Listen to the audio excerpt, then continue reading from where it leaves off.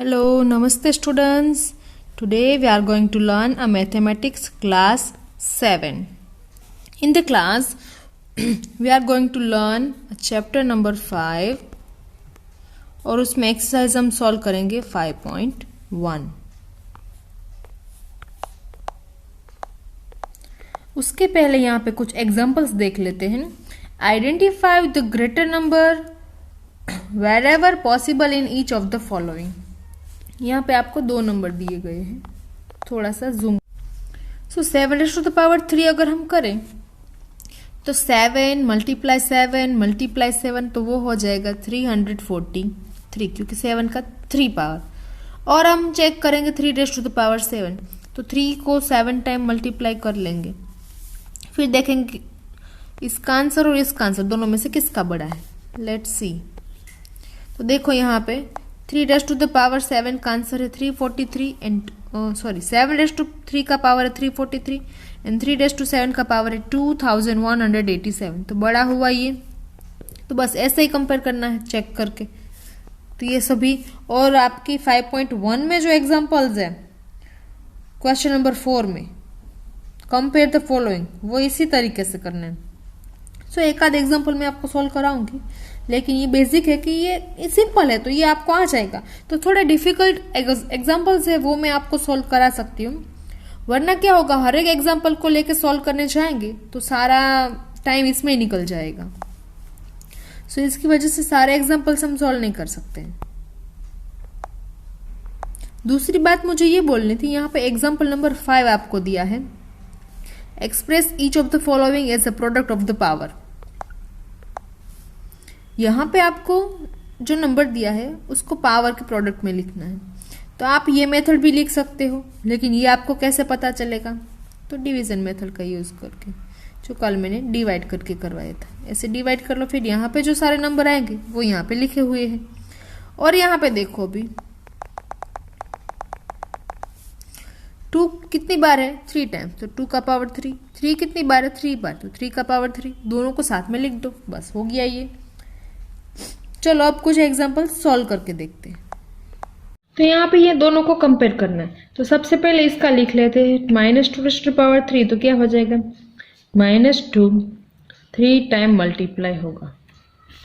2 multiply two 4, 4 multiply two 8, minus multiply minus plus, minus minus plus, plus minus minus.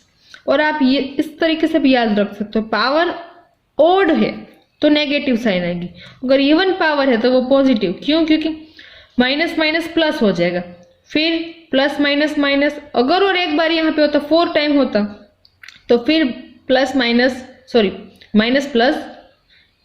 Okay देखो यहाँ पे दोनों का प्लस, फिर ये प्लस माइनस माइनस. अभी ये और एक बार -2 होता तो माइनस माइनस प्लस. मतलब कि अगर 4 टाइम होता, यहाँ पे 4 पावर होता तो ये प्लस में मिलता. इवन नंबर है इसलिए माइनस आया. अब 1⁻4 तो 1 को तो कितनी भी बार मल्टीप्लाई कर लो आंसर आ जाओ, हो जाएगा 1. अब दोनों को कंपेयर करो, -2⁻3 बड़ा है या 1⁻4 बड़ा है. 1 बड़ा है, ये माइनस है तो 1 बड़ा है. और ऐसे भी आप चेक कर सकते हो डायरेक्टली अगर करना है तो माइनस है यहाँ पे, इवन पावर है यहाँ पे अगर, तो ये बड़ा हो जाएगा 1 से. यहाँ पे 1 है तो अगर यहाँ पे आपको पावर ओड दिया गया है तो ऑब्वियसली 1 से ये छोटा ही होगा. अब हम एग्जांपल सॉल्व करने जा रहे हैं 5 नंबर का, जिसमें लिखा है इवैल्यूट the value of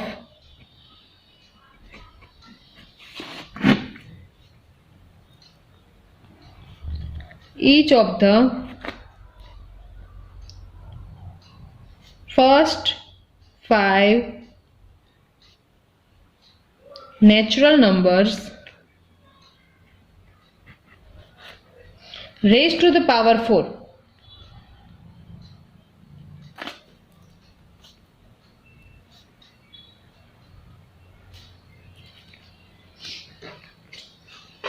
four power तक रेज होना है. और फर्स्ट 5 नेचुरल नंबर, तो फर्स्ट नेचुरल नंबर 1, दूसरा 2, 3, 4 एंड 5, सभी का पावर 4 करना है. और आंसर चेक करना है। हो गया इजी। तो बस यहाँ पे आपको वर्ड्स में लिखा है इसलिए आपको ऐसा लगेगा ये तो मैडम हार्ड है, ये हमसे नहीं हो पाएगा, मैडम आप सिखा दो ना। लेकिन मैंने आपको ऑलवेज बोला है आप क्वेश्चन को रीड करो और उसको अंडरस्टैंड करो कि उसमें आपको क्या कहा है, उसमें आपको क्या सॉल्व करना है और क्या फाइंड करना है।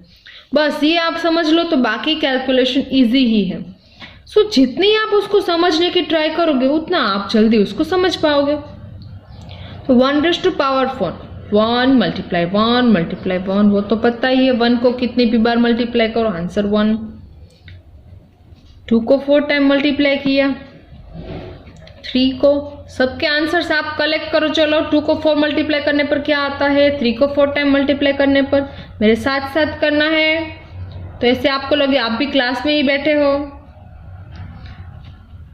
क्लास वाली फीलिंग नहीं आते वैसे हम लोगों को, तो ऐसे ही क्लास वाली फीलिंग ले लेते हैं। आप समझो कि सामने मैं हूं, मैं आपको पढ़ा रही हूं और बोला है मैंने ये आपको सॉल्व करने के लिए।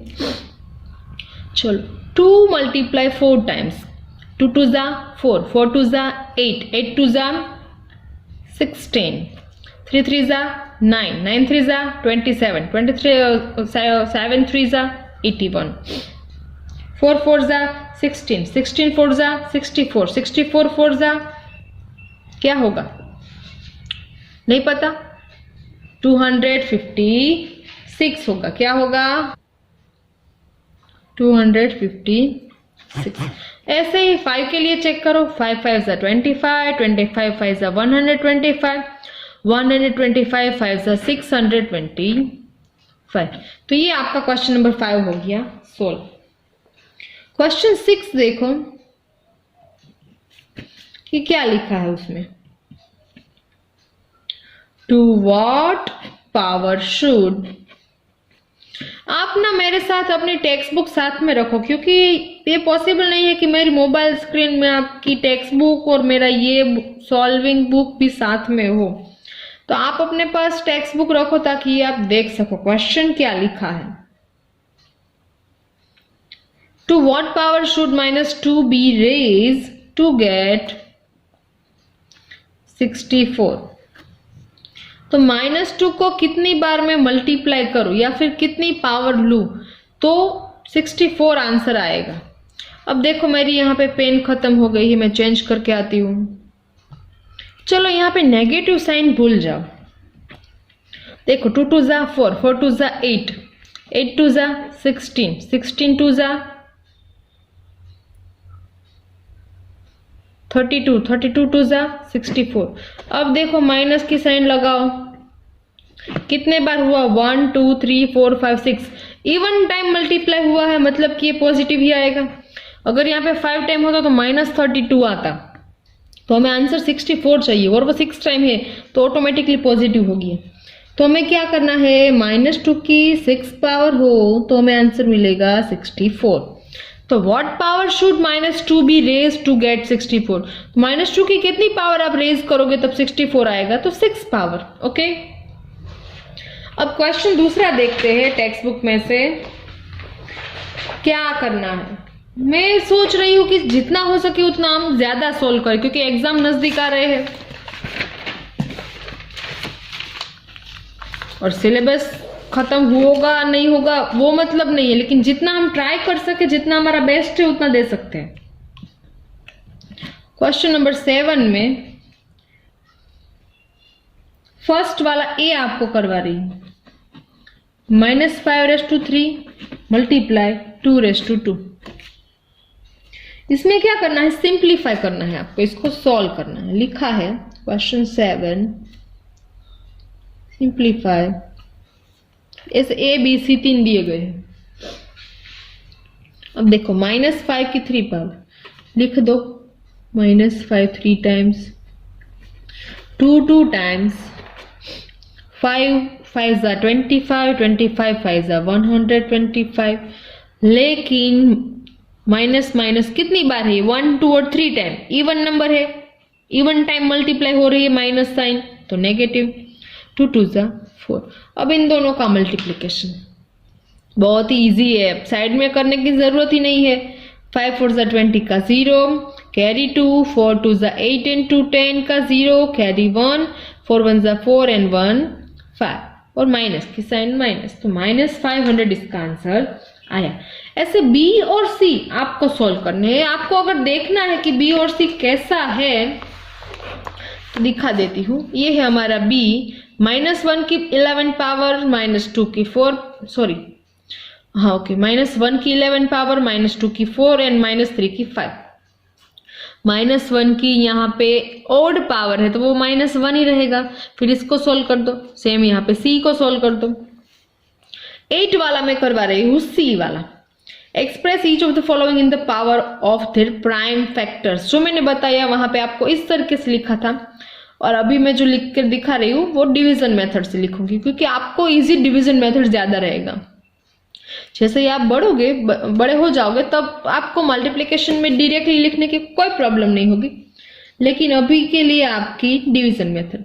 तो A 288 था, B 125 था, लेकिन C कुछ बड़ा नंबर है तो मैं वो करवा रही हूं। सो ये लास्ट में 0 है, तो ये 10 के पावर में भी हो सकता है, 5 के पावर से भी हो सकता है, क्योंकि ये 5 से भी डिविजिबल और 2 से भी डिविजिबल। 2 से ही शुरू करते हैं। 2 12 जा 24 एंड 200 जा 200, फिर 2 से 2 6 जा 12, 2 50 जा 100, वापस से 2 से 2 3 जा 6, लेकिन यहां पे 2 से होगा तो क्या आ जाएगा, 2 2 जा 4, और यहां पे 2 5 जा 10। अब ये 2 से नहीं होगा तो अब ये 3 से होगा या 5 से होगा, तो 3 से चेक करना है तो कर सकते हो।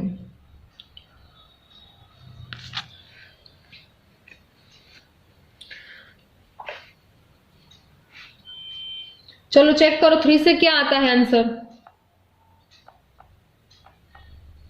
3 से आंसर इसका नहीं आ रहा है, तो इसको आप 5 से डिवाइड कर दो तो हो जाएगा 65। ये 5 से वापस से किया, 13 5 जा 65।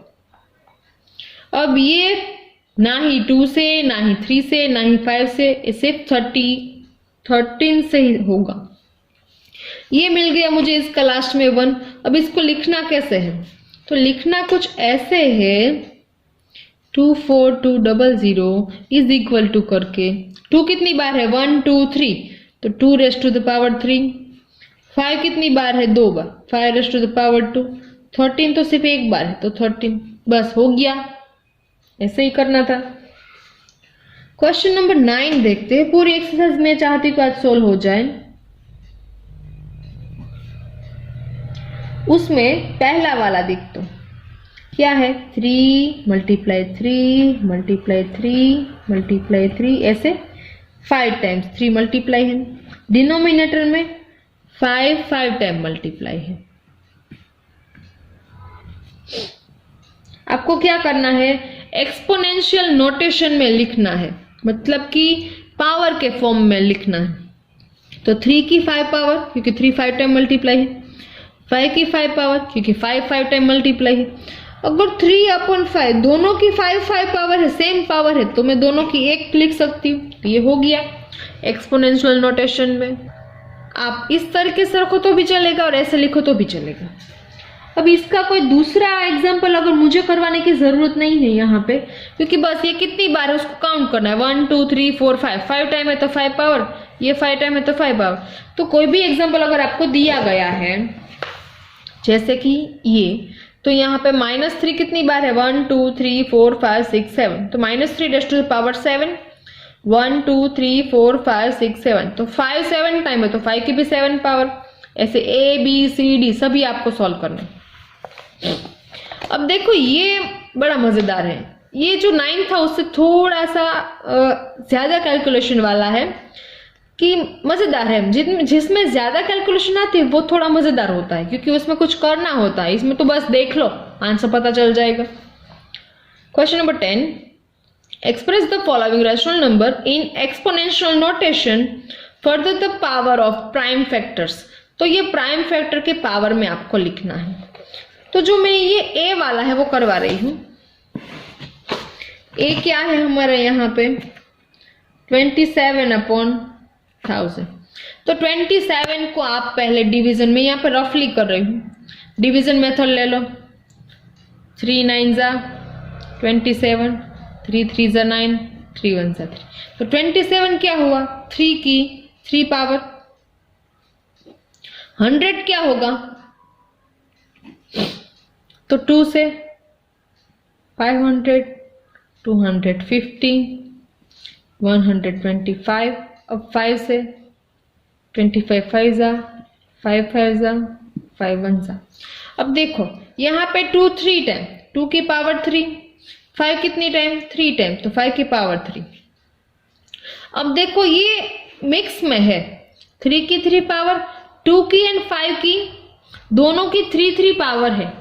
तो मैंने अभी आपको इसके लॉज नहीं बताए, लेकिन दोनों की अगर पावर सेम है और बेस डिफरेंट है तो दोनों का मल्टीप्लिकेशन करके सेम पावर लिख सकती हूँ। तो 2 5 जा 10, तो 10 की 3 पावर हो सकती है, ऐसा हो सकता है। और आप ऐसे ही रखो तो भी चलेगा और ऐसे लिखो तो भी चलेगा। अब इसमें आपको मैं सॉल्व करवाने वाली हूं, एक बी नहीं, क्योंकि बी सी डी, देखो बी सी और डी, डी ये रहा ये वाला। तो इनमें से कोई इजी नहीं, पहले कोई हार्ड नहीं है, पहले इसको डिवाइड कर दो, फिर इसको कर दो, इसको इसको इसको। चलो बी वाला है तो आपको करवा देती हूँ, मुझे लगता है कि आप स्टार्टिंग है तो थोड़ा डिफिकल्ट होगा। बी वाला क्या है 512 डिवाइड बाय 729। अब देखो 512 के लिए ले लो, फिर 729 के लिए, ये 2 से हो रहा है, चेक करो और मुझे बताओ। 2 से, हाँ मेरे साथ सोल्व करो ताकि आपको समझ में आए कैलकुलेशन क्या है। तो 256 आएगा आंसर। अब देखो इसको 2 से डिवाइड करो तो 128, ये भी 2 से हो रहा है 64,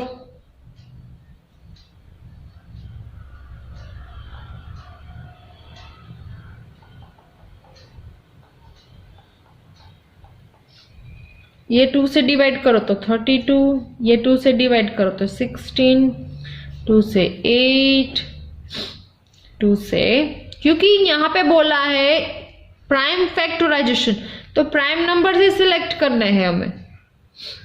4, 2 2 जा 4, वरना तो ये और कोई नंबर से भी हो सकता है, ट्राई करो तो, लेकिन प्राइम नंबर्स बेटर रहे। इसको 3 से ट्राई करो क्योंकि यहाँ पे 9 है जो कि वो 2 से डिविजिबल नहीं है। तो क्या होगा 729 को 3 से डिवाइड करोगे तो क्या मिलेगा 243। इसको 3 से डिवाइड करो तो 81, सॉरी 2 से नहीं 3 से, मैंने 2 लिख दिया। 3 से, इसको 3 से डिवाइड करोगे तो कुछ मिलेगा, यस 27, ये भी 3 से हो रहा है तो आ जाएगा 9, 3 3 जा 9, 3 1 जा 3, दोनों का मिल गया। जब 5 का लिख देते हैं, 2 ही है सभी में, कितनी बार है 1 2 3 4 5 6 7 8 9, तो 2 raised to the power 9। अब 729 की लिखने की बारी, तो उसमें क्या है 3 ही है सभी में, 1 2 3 4 5 6, 1 2 3 4 5 6, तो 3 की 7 पावर। तो यहाँ पे आपकी एक्सरसाइज 5.1 कंप्लीट होती है, लेकिन मैं थोड़ा सा ज़्यादा पढ़ाना चाहती हूँ, क्योंकि अगर आप जितना ज़्यादा ट्राई करोगे तो आपका जो थोड़ा इंटरेस्ट बचा हुआ है टीचिंग में वो थोड़ा ज़्यादा होगा, और आज थोड़ा सा होमवर्क भी ज़्यादा होगा। सो सारा होमवर्क आपको मुझे करके भेजना है प्लीज़। अब हम सीखेंगे लॉ ऑफ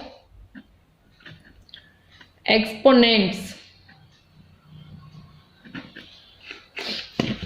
सीखना है मतलब कि इसको समझना है, इसके पीछे क्या रीजन है वो जब हम एग्जाम्पल सॉल्व करेंगे तब ऑटोमेटिक पता हो चल जाएगा। तो फर्स्ट लॉ क्या है, दो यहाँ पे ए मैंने लिए हैं, ए क्यों लिया है, कोई भी नंबर अगर सेम हो तो क्या करना है, उसकी अगर पावर डिफरेंट है, इसकी पावर m है और इसकी पावर n है, लेकिन दोनों का जो बेस है वो a है, वो सेम है, तो क्या करना है, एक बेस लिख दो, मल्टीप्लिकेशन के साइन है दोनों बेस के बीच में, तो दोनों पावर का एडिशन कर दो। यहाँ पे जो हमारा a है वो नॉन जीरो नंबर होना चाहिए, a इज नॉन जीरो और m and n whole number होने चाहिए, m और n जो पावर है वो होल नंबर होने चाहिए और उसका जो बेस है वो जीरो नहीं होना चाहिए। और सभी में ये ही कंपलसरी है, a लो या फिर b लो, बेस जो है वो नॉन जीरो, पावर है वो होल नंबर में से। तो जब बेस सेम है दोनों का, मल्टीप्लिकेशन है दोनों के बीच में, तो पावर का एडिशन। दूसरा वाला देखो, बेस सेम है, पावर डिफरेंट है, लेकिन जब डिवीजन है तो क्या करना है, दोनों की पावर का सबट्रैक्शन। समझ में आ रहा है, मल्टीप्लिकेशन है, बेस सेम है, पावर डिफरेंट है, तो पावर का एडिशन। जो डिफरेंट है उसको ही हमें एक करने के लिए कुछ करना पड़ेगा ना, दैट्स व्हाई यहाँ पे बेस सेम है, पावर डिफरेंट है, तो सबट्रैक्शन। अब a raise to m raise to n, base same है, उसकी पावर है और उसकी भी कोई न्यू पावर आपको अगर दी गई है तो दोनों पावर का मल्टीप्लिकेशन। तो a मल्टीप्लाई n लिखूं या डायरेक्ट n लिखूं, आप समझ जाओ, क्योंकि यहाँ पे कोई भी साइन ना हो तो मल्टीप्लिकेशन की साइन होती है। ये बात थी जब बेस सेम था, सभी में a ही था। अब बारी आती है, पावर सेम है दोनों की, बेस डिफरेंट है और मल्टीप्लिकेशन है, तो क्या करोगे, पावर सेम है, बेस डिफरेंट है, तो बेस का दोनों का कर दो मल्टीप्लिकेशन, पावर रख दो सेम। सोचा होगा ना ऐसा कुछ, ऐसा ही है। चलो 5 वाला क्या होगा, गैस करो। बेस डिफरेंट, पावर सेम, दोनों के बीच में अगर डिवीजन है तो क्या हो जाएगा, a upon b raise to m, ऐसा लिख दो। ओके, तो ये 5 लॉज आपने सीखे। और कुछ बहुत ही इजी लॉ है, 6 नंबर का है, कोई भी अगर आपका नॉन जीरो नंबर है और उसकी पावर 0 है तो आंसर हो जाएगा 1। कोई भी नंबर की पावर 0, जैसे कि 2 की पावर 0, तो आंसर हो जाएगा 1। अब माय हॉट फेवरेट और ज्यादातर यूज होने वाला, बेस की अगर माइनस पावर है, कोई भी नंबर की अगर माइनस पावर है तो क्या करना है, ये जो आपका नंबर है उसको 1 अपॉन में लिख दो और ये जो पावर है उसकी वो डिनोमिनेटर में चली जाएगी तो वो पॉजिटिव हो जाएगी। तो a raise to minus m is equal to 1 upon a raise to n। तो ये जो सारे एक्सपोनेंशियल लॉ थे वो बहुत इंपॉर्टेंट है। ये पूरा चैप्टर इसके बेसिस पे ही है, इसके ऊपर ही आपको पूरा चैप्टर सॉल्व करना है, ये सारी चीजें यूज करनी है। तो आज ये सिखाने का एम ये था कि अगर आपको मैं आज ये समझा देती हूँ तो आप घर पे रिवीजन कर सकते हो, उतना टाइम आपको मिलेगा। और फिर हमारे जब नेक्स्ट वीडियो होंगी उसमें इसका यूज करके जो मैं कैलकुलेशन करवाऊंगी वो आपको समझ में आएगी। तो ये सारे एक्सपोनेंशियल लॉज जो है वो आपको 2 टाइम्स लिखने हैं और समझने हैं। मैं नेक्स्ट वीडियो में ये सारे एग्जांपल्स का ये जो एक्सपोनेंशियल लॉ है उसका यूज करके एग्जांपल सॉल्व करवाने वाली हूँ। सो प्लीज ये सॉल्व कर लेना, ये 2 टाइम लिख लेना और एक्सरसाइज 5.1 जो हमारी है वो आपकी फेयर बुक में कंप्लीट लिख लो। अब देखो मेरे साथ आप अपनी फेयर बुक कंप्लीट करते जाओ, जस्ट बिकॉज कि आपको जो फाइनल में रिविजन करने में बड़ा मजा आएगा, क्योंकि फेयर बुक कंप्लीट है तो सिर्फ लास्ट में रिवीजन करना ही होगा। और थोड़े ही दिनों में शायद वैक्सीन आ जाए तो स्कूल खुल सकती है ना, तो फिर जब स्कूल खुलेगी तब एक साथ हम सारा कुछ नहीं कर सकते हैं।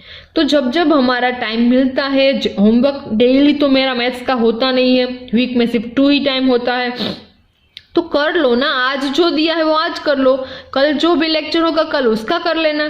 तो रोज थोड़ा थोड़ा होमवर्क करो ताकि लास्ट में एकदम से आपको शॉक ना लगे। रोज थोड़ा थोड़ा होगा तो थोड़ा थोड़ा आपके दिमाग में याद भी रह जाएगा।